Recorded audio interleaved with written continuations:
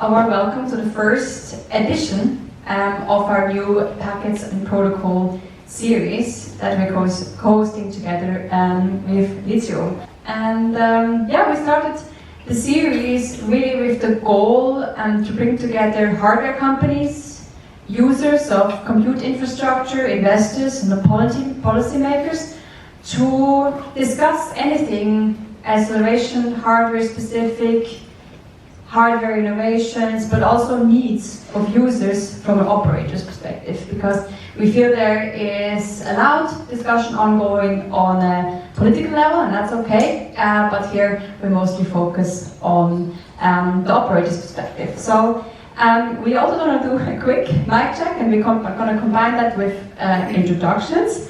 So you please check whether your microphones are working, but by doing that also do introduce yourself real quick. Okay, check. Thanks for having me here. Always nice coming from Heidelberg to be in a real big city. I'm Stefan Bruck. I'm the CTO of Molecular Health.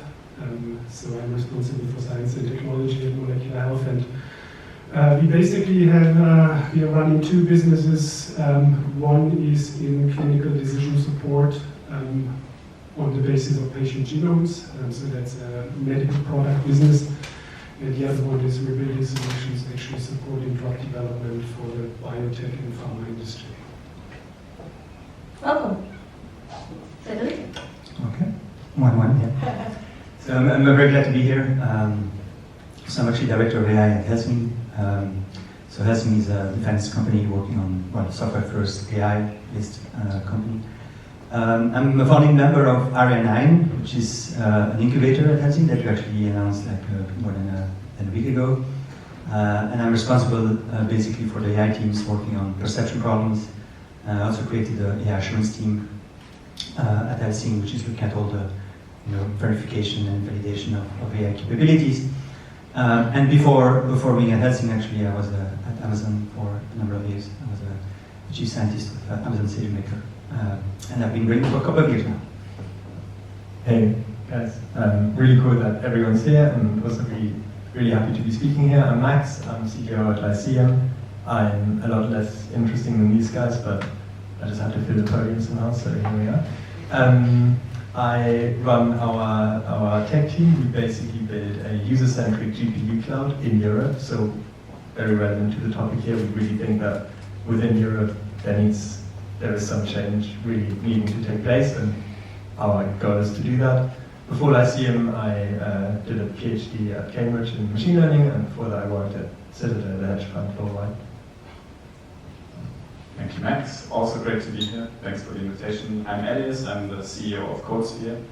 CodeSphere is a standalone cloud stack. So think a hyperscaler like AWS, they sell servers together with the software prorated, and we sell just the software, mainly to defense companies, governments, the largest, most critical infrastructure entities. And I think a big topic for us today would be talking about sovereignty. And I'm excited to do that. Awesome. Welcome, you all. Maybe before we start with the questions that we've prepared, you see both the Wi-Fi passwords here on the left side, because we're a bit of a concrete and steel jungle, so later for the Q&A session, I think it's better to be connected to Wi-Fi in case you have not yet connected. And then on the right side, you see the QR code for the Q&A session. So the last part of the panel before we will be able to enjoy pizza, if it arrives on time, but I think everything is prepared well. We'll do a Q&A session. So we'll not hand over the microphone, but you can submit questions already now if you like. And you can also upvote or downvote certain things, but let's keep it a bit more on the positive end and actually upvote questions that you believe are super interesting and relevant. And then here on the iPads, I'll have those, and then we get, depending on also how long our conversation will be here, we'll definitely have time for Q&As afterwards as well. All right. We want to start a bit by setting the scene. I don't know how well into acceleration hardware everybody in this room is, so I think by talking a bit about why it's actually relevant, we can do a good start. So I want to start with Cedric from Helsing. You're operating in real-time, high-stakes AI applications. What makes acceleration hardware indispensable in your domain, and how do you balance performance needs with operational constraints? Okay, so yes, we operate like in near real time. So the thing is that if you look at anything which is AI based solutions, you're going for. I mean, you want to. If you step back, what made them so impactful is actually basically increasing, the amount of data that we have, the amount of the increasing the scaling loss basically.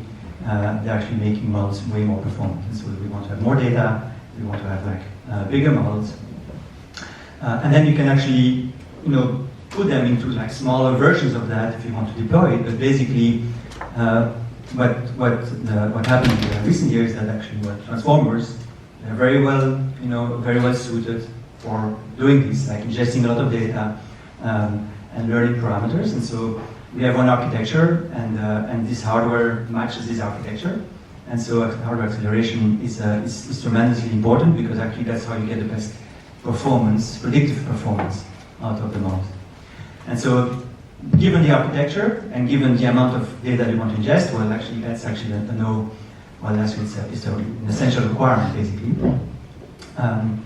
And I don't think this will go away. So this is actually this is important at the time of pre-training, but then it's also important for post-training, for fine-tuning the models, adapting the models. You still need to actually have that hardware to be able to ingest that amount of data and learn the size of those models that you actually want to use for best performance. If you look at then the practical aspects to it when you want to actually deploy them, well, you always start by those very large models. And then you can do distillation, you can do quantization, you can specialize to hardware on the edge, do some optimization, but you always start by those kind of, huge models that you actually then map to these smaller architectures, but even there you want to be able to have relatively large versions of that. And so again, acceleration is pretty essential when you want to deploy those models, have things that will perform like that, in the wild and in practice. Both of you, coming from defense, but also healthcare and bio, you're operating in highly regulated, but also, you just mentioned it, Cedric, data-heavy and intense industries. So where do specialized chips, but also accelerated computing actually move the needle, Stefan, in terms of product innovation and or clinical outcomes? Yeah, let me use a bit of historic example. Yes, please. So, let's go to the Big Bang of Biotech. Big Bang of Biotech was the deciphering of the first ever human genome. Actually, I'm proud that my co-founder, he also founded the company that provided the middleware for the annotation of the first human genome, but that's just a side remark. So, Craig Venter himself, he ran Celera, the private company that was responsible for the deciphering of the first ever human genome. He said, without field programmable gate arrays, FGPAs, we would still compute the first genome today. So, that's really a good example. So here we had the problem, massive parallel execution that was not possible with the CPUs of those times. And the FGPAs, they still have their role today when you have massive parallelization, low latency and stuff like that. But in contrast here to Helsing, for example, we deal with a completely different scale of latency. So think about the human genome, how long it took to generate the data and then assembly. Instead of years, we did it then in months with the FGPAs. And where we are active now, when we think about supporting drug development, we talk about shortening the time frame from 5 to 8 years by a year, by 2 years, hopefully even more. This is far from real time what we need to do. Even when we think about complex diagnostic cases on the basis of patient genomes, so rare diseases, where you want to find what is causative for this distinct phenotype. we're working together with a human geneticist, actually he's part of the team, and he ran a case, pretty hard case. They were analyzing this case in the lab for 2.5 years. They ran additional experiments to confirm. We just recently repeated exactly that case because for the first time we had AI reasoning actually attached to our workflow. And this guy, he was super excited because we could solve it in 30 seconds. So still far away from real time, but a tremendous acceleration, and this is extremely important to us. But when we talk today about specialized chips, when we talk about AI, I always talk about the trinity of AI, which is the algorithms, well established. Since 2014, we have the transformers. Progress is incremental. Second layer is hardware. Hardware still follows Moore's law. I'm pretty fine with that, so we don't need really much more since we're not that time critical.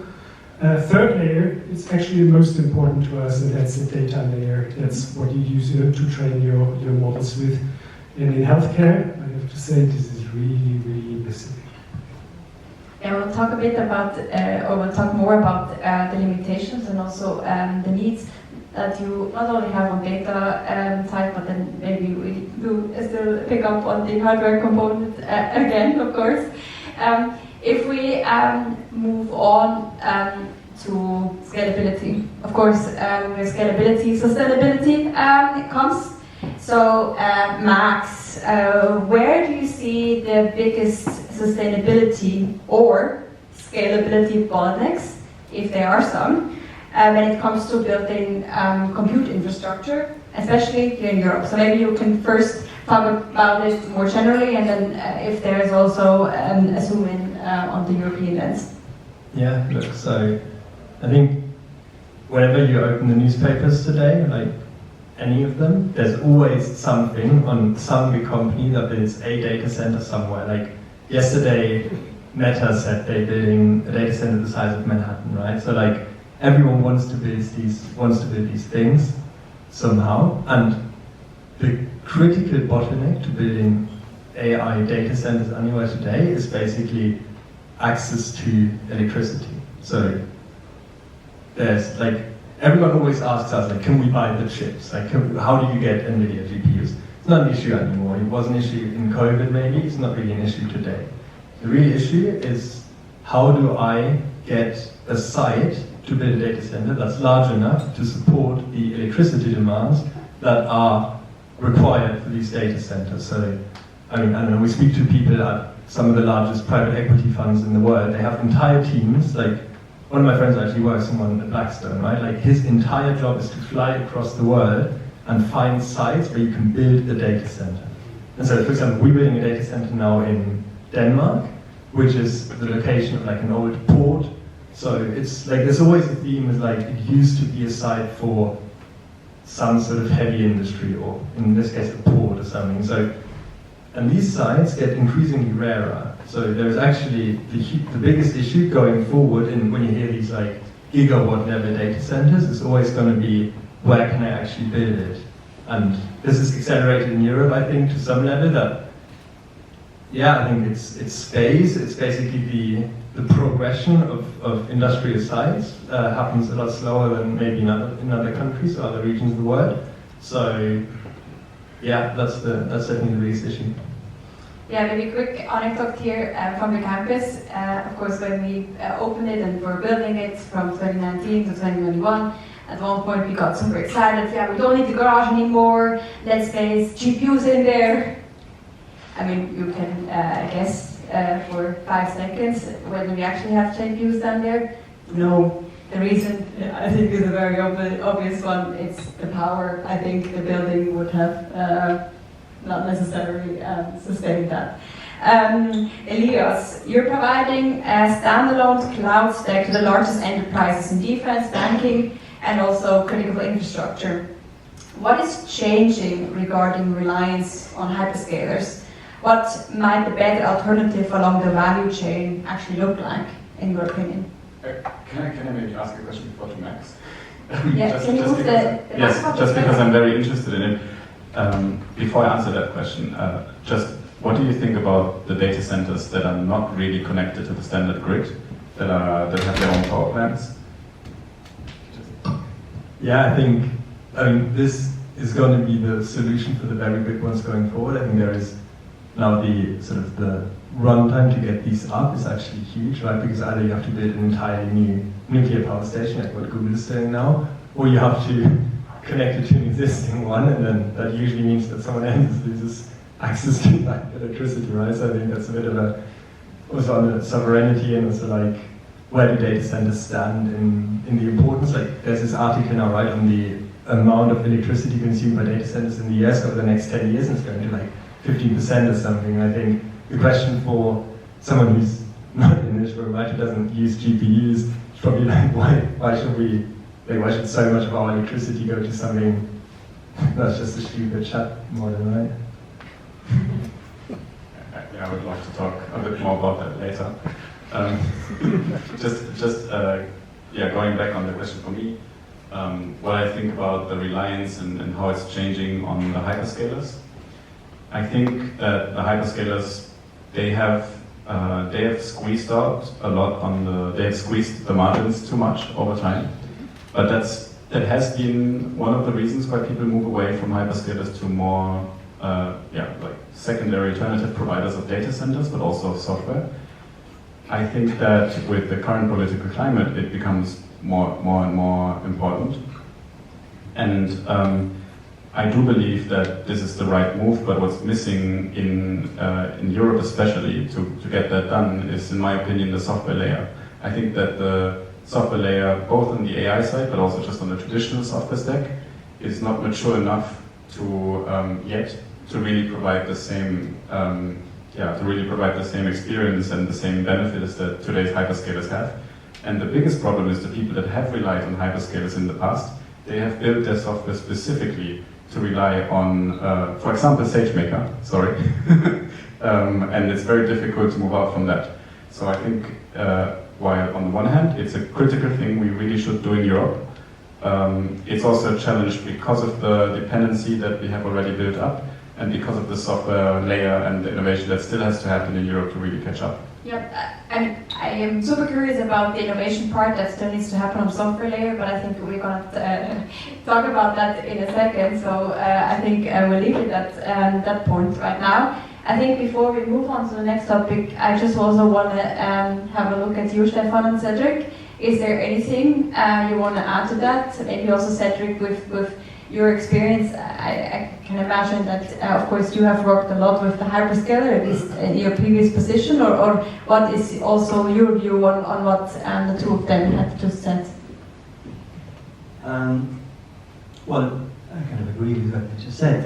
That's I think those are very valid points. I think that one of the things is, it's maybe less technical, but I think there are some aspects that are specific, in Europe that we have compliance questions or things about data privacy and all those type of things, like making it easy for users to actually handle that, especially smaller companies actually, and startups actually.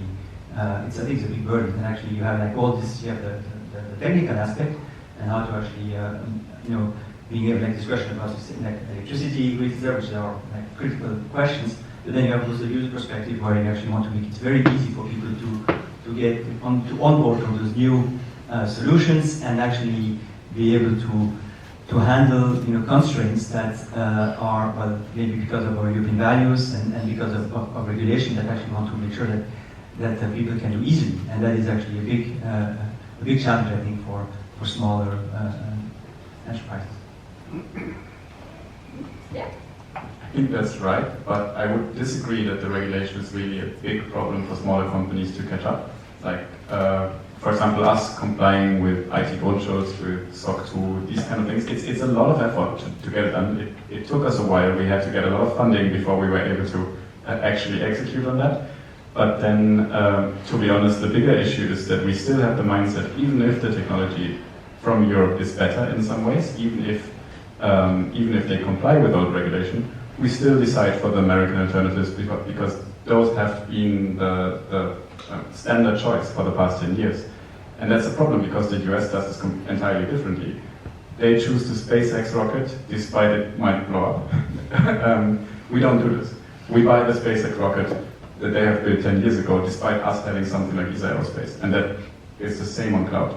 Yeah, so I wasn't saying that actually it's it's actually additional work, like it's actually making things slower. And actually, I think it's an opportunity. I think it's like that's an opportunity actually to do that. I think about it differently. So I'm not saying it's like a bad thing. I think you can do that positively.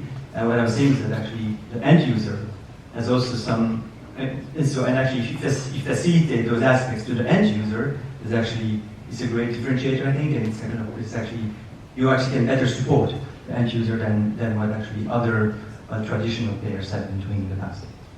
As long as you get software engineers that really like to build for compliance. Yeah, I was planning on talking about this innovation topic on the software layer a bit later, but I think it has come up now, apart from the data privacy topic. So Max, I think let's already talk about that right now. Are there any, of course, both hardware as well as software innovations that you believe could, especially in like super high stakes fields, really make a difference? And hardware, yes, but I think because Elias are talking about it, it's also everything a bit deeper on the software ones, because I think that would also be super interesting. That fits quite well, right? Because that's also what we tell everyone every day, right? I mean, there is companies like Grok and all the others that build amazing chips and photonics chips and whatever, right? And maybe faster, maybe better, but I mean, why is no one talking about them? Why is everyone buying NVIDIA? It's because of software, right? And this extends over the entire value chain of compute, and that, I mean, that's super important to us, right? Because what we see today is, right, hardware is nice, but how many people actually use a B200 to the petaflop computations that they offer? Like, not that many. There's the users that train large language models and OpenAI, yes they do, but I mean, Stefan, you also tell me, right? But I think from the customers that we speak to in the biology field, I mean, like, that's not necessarily, the bottleneck isn't, and I think he's actually said this before, right? The bottleneck isn't, do I get even more pflops on my GPU today? But it's really about how can I integrate the hardware into my technology stack? How can I use a GPU without ever thinking about it, without actually having to know anything about a GPU? How can I make deployment on these super powerful chips so easy and integrate it so well with my development stack that I can actually make the most out of it? And I think that's really where innovation is going to happen. And this, I think Elias will agree with me here on basically building the software that enables people to get onto these fantastic innovations, right? Like GPU, probably the biggest thing that came out in terms of hardware innovation in the last 15 years, that's since the iPhone, I don't know, but like, that's what we need to get people to use these machines in the right way, and that's really the innovation, and that's what we see. Yeah, Stefan? I think, because before you said the hardware one was not necessarily the problem, you put the focus on the data. I think if we talk about software connected or providing access to the with what Max has just said, or is it a lot more about availability, compliance, data, flexibility, or what is your perspective? My perspective is one actually looking at the infrastructure that we are running, which is extremely heterogeneous for external reasons. We are serving global markets with a medical device, so tons of local regulations. And many markets actually demand that the data doesn't leave the country. So we're running a co-located data center here in Germany because we have full control and we can develop and evolve everything. I wish we could run everything on one integrated infrastructure. I wish we could go to a local hyperscaler who's fulfilling all the respective safety and security regulations. Then we go to the US, we have to host it in the US, natural choice, okay, we run now a parallel system set up on AWS. So double the effort because it's not compatible with what we're running in-house, right? So then we go to France, although being in the EU, then all for a sudden different regulations, right? We try to harmonize things. I mean, maybe that's really one of the critiques and hindrances that we still have here. I mean, we are in the EU, we have common regulations. Still, every country has a special rule or something specific, and then you need to actually go the extra mile and have special implementations for that. So that is really something that is hindering us in also scaling everything, because when we change something here, we need to replicate that on a different infrastructure. I mean, how cool is that? Not so cool. Mm-hmm. Elias, I think you have a perspective, or at least also have been building things that could potentially be helping with that, or what is your perspective on what Stefan has just said? Yes, I was laughing because we're selling that. That's the point. We sell portable cloud software, so you can have the same stack across all infrastructure, from the data center in Morocco in the desert to the hyperscaler. But outside of the ads, I want to add a point to Max, and that's just speaking about what we had a discussion before on here at one of the tables around the AI Gigafactory, and I know we will speak a bit more about the AI Gigafactory and the comments of Christian Klein, but I think when we speak about chips in Europe and in China, and I agree that there's a monopoly with NVIDIA at the moment, that everybody buys NVIDIA chips. And that's especially interesting because there's chips that are already way better than NVIDIA chips in terms of the compute. But NVIDIA has all the libraries, all the software stack with CUDA, for example, that is extremely difficult to get models running efficiently, especially on other chips. But I think the main question is, especially when we're buying these gigafactories, that we as Europeans, are we buying billions of dollars of chips from the US provider, or should we invest rather in the chip infrastructure here? And as you said, and that's why I wanted to dive in on that, I think that there's a lot happening in the chip sector at the moment. I'm not sure if anybody is aware of RISC-V here, but essentially there's different processor architectures. There's the standard architecture that everybody used since like the 90s. It's x86. That's the Intel chips that everybody has in their desktops. Now we have the Apple M1s that are surprisingly good for local AI inference, and that are way more energy efficient. And we did a cross-compile from x86 to the ARM chips, so we actually run all the legacy software that we could run on Macs before, that we ran on Intel chips. Now we run them on ARM chips, and I think Microsoft has tried that many years before, and it failed very miserably. Now Apple did it in a way that really showed the world that it's possible. And what I think Lyceum and also another startup I like a lot. I think you both actually work together. Yeah, Daisy Children. I think they both work together on that. That's which I find especially exciting. They build a cross compiler for NVIDIA, so that all the models can run on all the other chips. And when we're looking at chips that are faster than NVIDIA chips for some AI use cases, we have Accelera, for example, from France.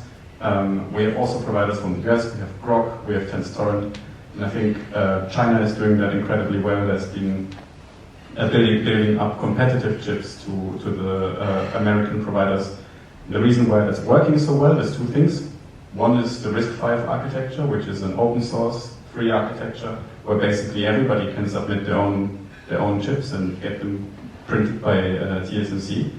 But also that there's been a patent where you basically, how should I say it, you brute force building the chips. So everybody now in a garage can essentially, and a lot of companies are doing that, Meta is doing that, can essentially manufacture very efficient chips by just printing out a lot of them and seeing which of them work.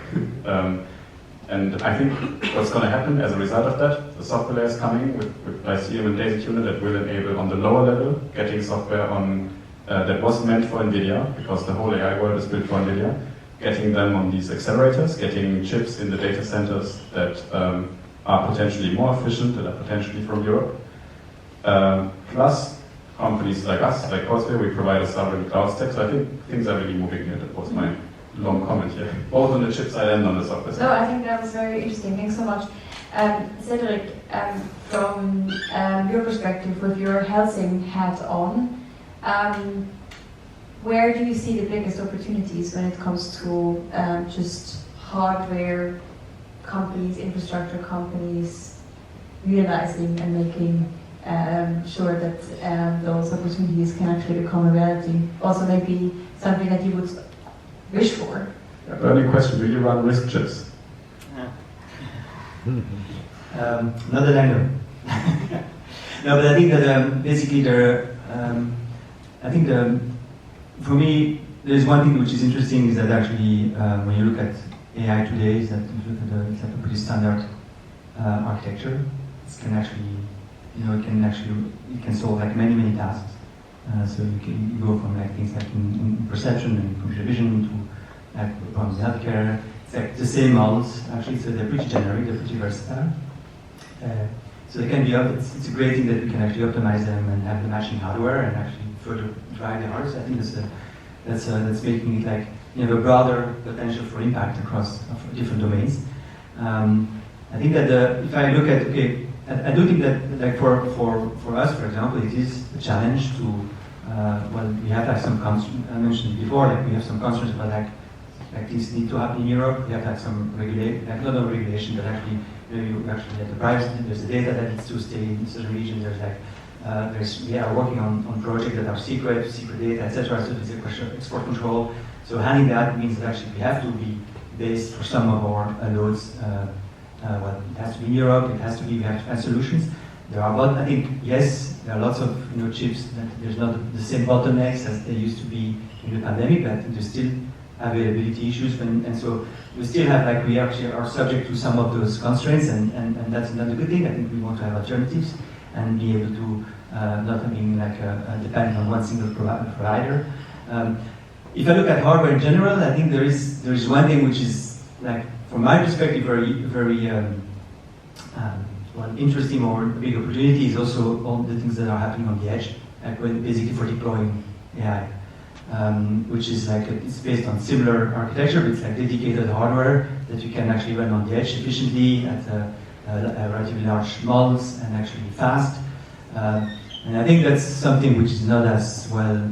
There are solutions, there are Jetsons, and there are a bunch of solutions, but actually the alternatives are usually not as efficient, not as well documented, not as well. There are lots of issues that you need to solve. So actually, there is an opportunity as well to look at this other side of the coin, which is like how to deploy AI and mitigate the hardware for deployment of those models. Any big opportunity that you would like to become a reality, Stefan? I mean, for us, really, all that hardware, we're the typical client, we go to the typical provider, right? So our focus is a little bit different. For us, AI is a means to an end. It's an analytical tool. It can do very cool stuff, but it's not something that is self-sufficient. Or we're not really thinking about squeezing the last thing out of that. We're not thinking about risk architectures. It's for us just something that needs to work. And my perspective, actually, when we look at it in terms of European opportunity,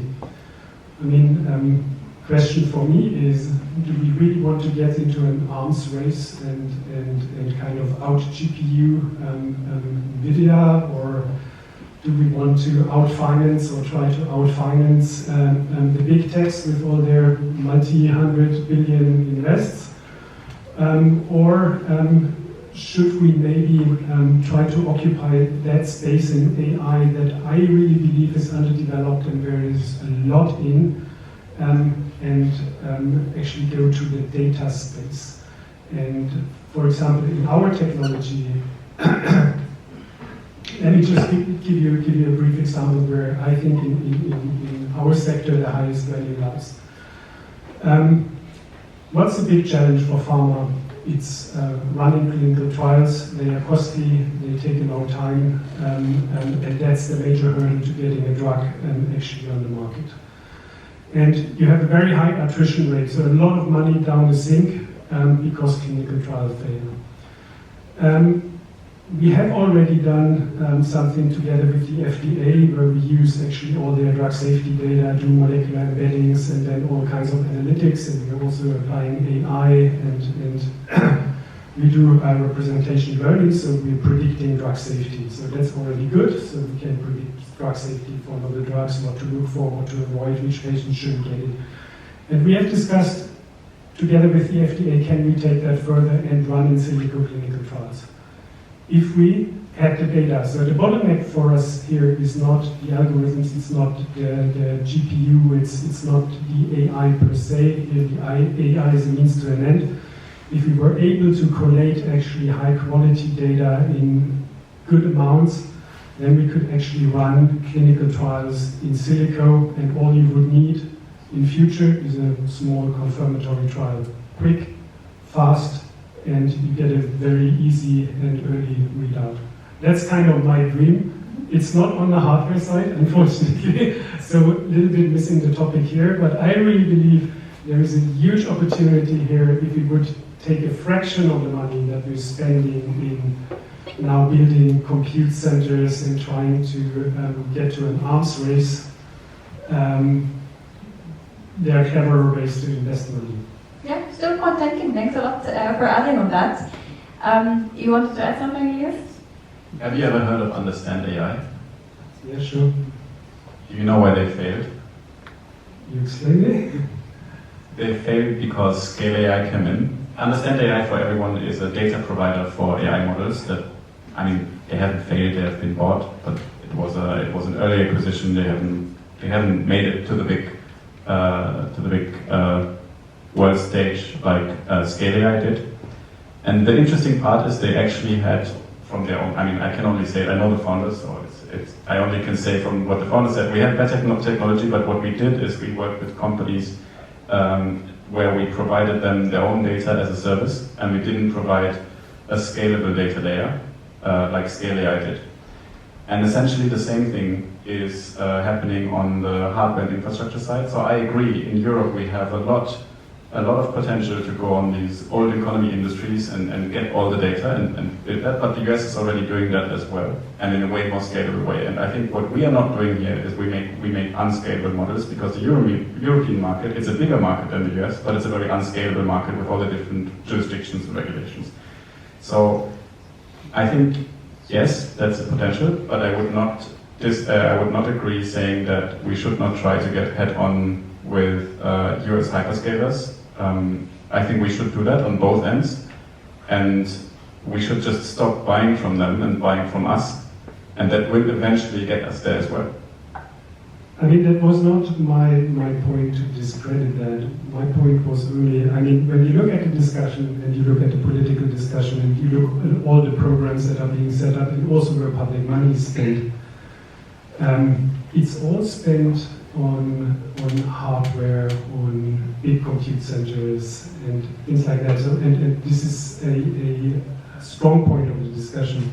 And I believe that what could shift a little bit attention actually to the data side, specifically in healthcare biotech, where there is still a race to be won because nobody is there yet.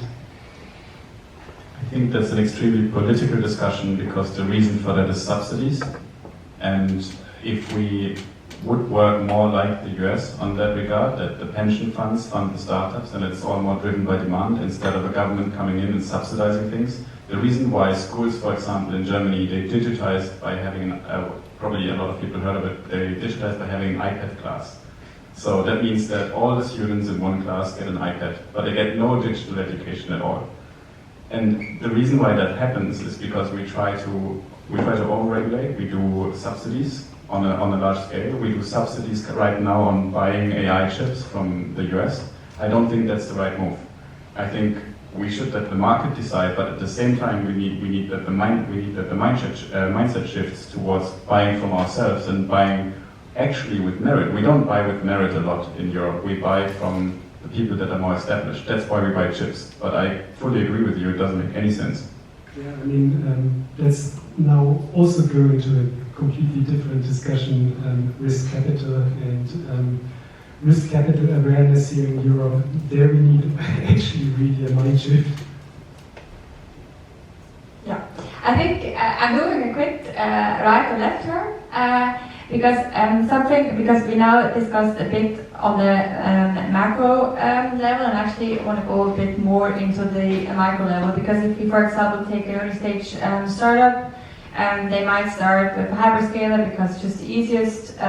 It is a bit more expensive if you then calculate it per what you actually need. But if you then first look at it from a perspective of a startup that's becoming a scale-up or also a more established player, Max, how do you look at this question?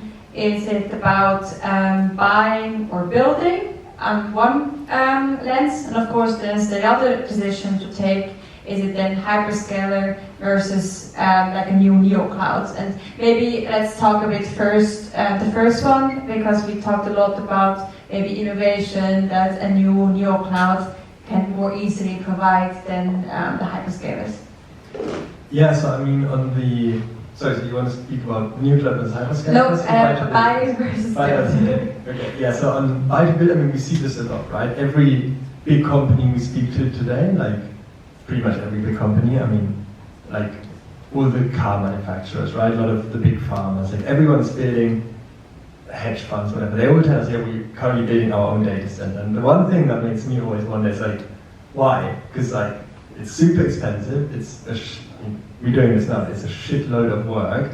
It's not their prime business, right? They, as you said, Stefan, right? Like for them, AI and data centers is a means to an end, right? They need this to do their actual jobs. So why are they doing this? And I think the clear answer is that the way the cloud market currently functions isn't sufficiently good that these companies feel like they can use the market as it is today. And I think that the most obvious sign on why the cloud compute market, especially in the GPU place, needs change is that everyone builds their own data center.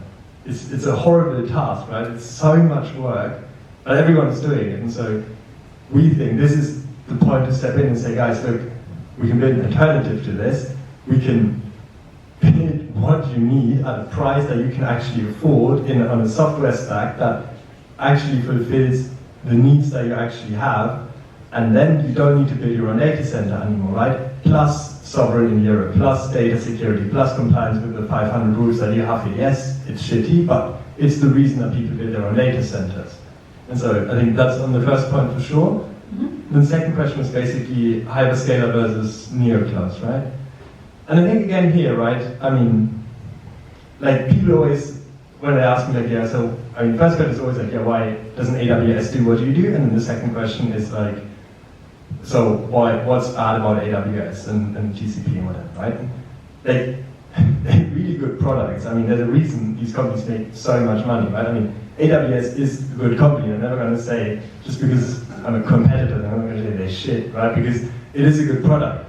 I think it's more a question of what do the users of today, the domain experts, the people that use AI today, what do they actually need on a GPU level when it comes to software? And it's not necessarily 500 different applications around compute. It's 2 or 3 applications that they then shouldn't be overpaying 3 or 4 times, which is what, when we do our bottom-up calculations for how much a GPU should be, we are 26 to 33% of the price of AWS. It's so easy to be cheaper than AWS and still being a profitable company. Why does everyone still go with AWS? Legacy, strong support, right? Like there is belief that it just works because everyone uses it, and it does. Like it's a good product, but it's ripe for change, right? There is opportunity to build something that people need that's a lot cheaper than what we have in the market today. And that's, I think, the point for neoclouds. And that's why so many people come into this space and build something here, because the situation that we're in, sort of in like a local minimum today, where we have a situation that works and everyone's using it, but it's not the best way that people could be using it. Yeah, please add if you like. Yes, I want to add to that little story because I lately got a chance to speak to the CEO of CoreWeave. And funny enough, I asked them why they even exist. I wondered because I didn't understand, and he told me, yeah, because CoreWeave is a GPU provider, you can rent GPUs, but on a very large scale. And yeah, the discussion then eventually went in the direction that, okay, actually, and that really inspired me also for my own product, actually, the AWS stack is rather old, the software stack. And AI has very different demands on even the low level than what the typical AWS stack provides. One being, for example, that the storage is way too slow. We saw that even ourselves, because in the very beginning, of course, where we started building, and that eventually led us to where we are now. We started building on top of a hyperscaler storage, and because CodeSphere started out as a cloud IDE, when you try to install your packages in the code, you had like hundreds of files added to the file system, and the system just got bombed with requests and died. That's essentially why we went on-prem infrastructure in the beginning, and eventually from a cloud IDE became the company that we are now. Very interesting. The whole mid-market, and I speak large enterprises, smaller enterprises, everybody that you can scalably sell to, is with the hyperscalers today. That's both in Europe and the US. Europe is an interesting opportunity because it's way more difficult to penetrate as a market. Plus, AI is an interesting opportunity because it doesn't fit, the hyperscalers don't fit necessarily even the lower level requirements anymore. So there's a huge opportunity to build. It just doesn't exist yet. So for us, we started out as a cloud IDE. We were working towards cloud development environment. We were working towards the bell curve. And our strategy is now the opposite. We're also still not going for the mid-market as a provider. We're going for the most complex enterprises because AWS can scalably sell to them. And I think there's a huge opportunity in all of these three areas in Europe, if anybody's building a startup.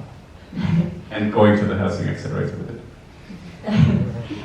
The pizza is here, but before we get to eat, because the boxes are still closed, so everything should actually keep warm. I want to move to the questions. So if you do have access to the tool and really want to do an upvote, now would be the time to do so. But I have a question here with 2 upvotes, and I think we've kind of talked about it. You have mentioned something about that, Elias, but maybe there's something you just want to add. I think it was asked some time ago. We use Grok for LLM inference infra. Their chips claim to be 40% faster / cheaper inference than NVIDIA. Are there similar options in the EU? Yes. Yeah, so I think you talked about that. I hope the previous answer with regards to that was helpful. The next one is AI software stack. Even AMD can't offer any competitive solution. Path to market acceptance of European solutions questionable?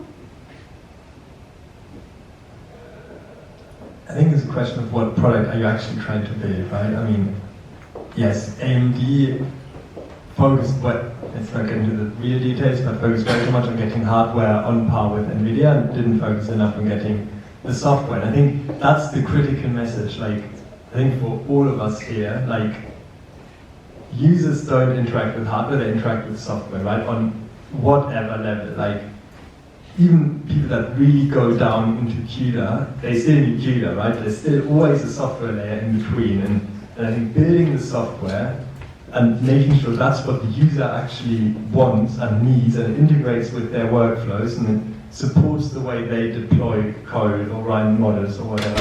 I think that's the critical thing. And I think, yeah, AMD might not be the best example on how to do software well, but I think the critical thing for, I think especially Elias and myself, because we are sort of younger companies, is you have to be really close with your customers, right? You have to speak to them every day, understand how your product integrates in their workflow, how you can support what they're doing, because, I mean, both of us, again, are infrastructure companies on some level, right? The people that use our product, they don't use us because they like cloud, but because they have to use GPUs. So for us, it's really how can we integrate with the user and provide the best product to them. And I think with this focus, you can build really good software in Europe. I have one last question. I think it's one that now got 3 votes. It was not there before, but now it is really gotten a popular one. And I want to ask it to you, Cedric, because you've been in machine learning for a really, really long time, and I find your past super impressive. So, do you think that we are in an AI bubble?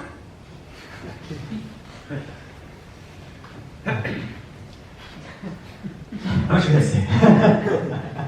You tell me. I think that it's you know, I think that we are at a point where I think we're at a pretty critical point. I think there's lots of promises about AI capabilities, and we see a lot of very impressive stuff that's actually happening, that's changing how companies are operating, how the automation, etc. I think it would become, in a couple of maybe months, or not too long in the future, we'll have a better answer to see whether there's any, there's a question of like robustness, a question of like consistency, and I think we haven't, like, because it's become, like, AI is being deployed in all kinds of applications today. I'm actually curious to see if, what we will find out, if some things will go wrong, right? Because it's always like that.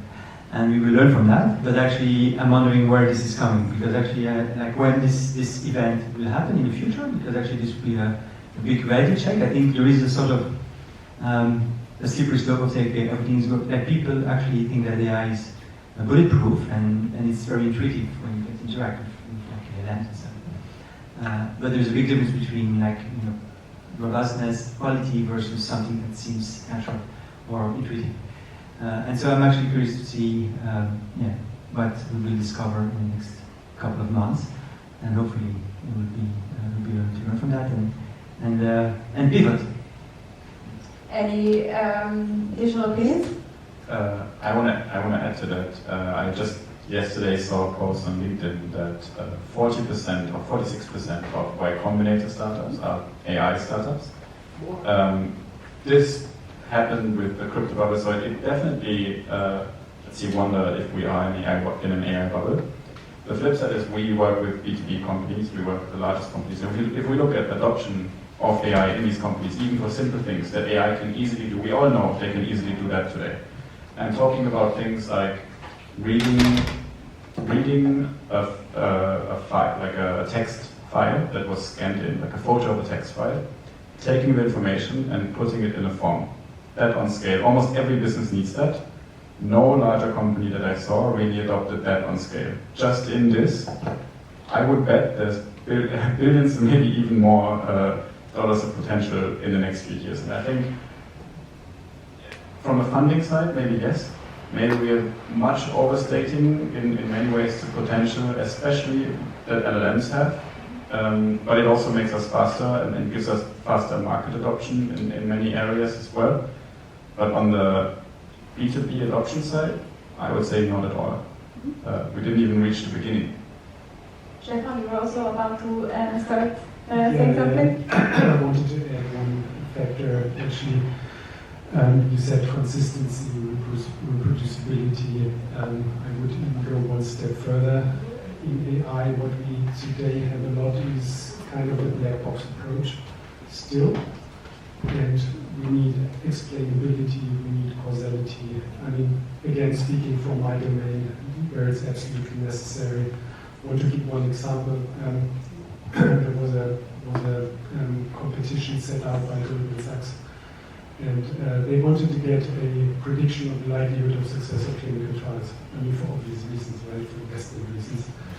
And we took up this competition, and we have all the clinical data, all the designs actually in our database, enriched that with a lot of molecular information. We had 400 features, everything meticulously modeled, and then we ran algorithms actually for classical predictions. So we trained the algorithm, and we were the winner in the end. We were 87% correct. If you do the tercile of these and just use the extremes, we were far beyond 90%. pretty cool, really good for investment, very nice. We took that solution to the pharmaceutical industry. Guess what? They sent us out the door because they then get these numbers and they don't know what to do with it, right? Even though we can show, yeah, it was a future readout, it was really proven. They don't want to hear that because they cannot do nothing about it. And just giving them shared values and feature contributions, well, it doesn't cut the chase, right?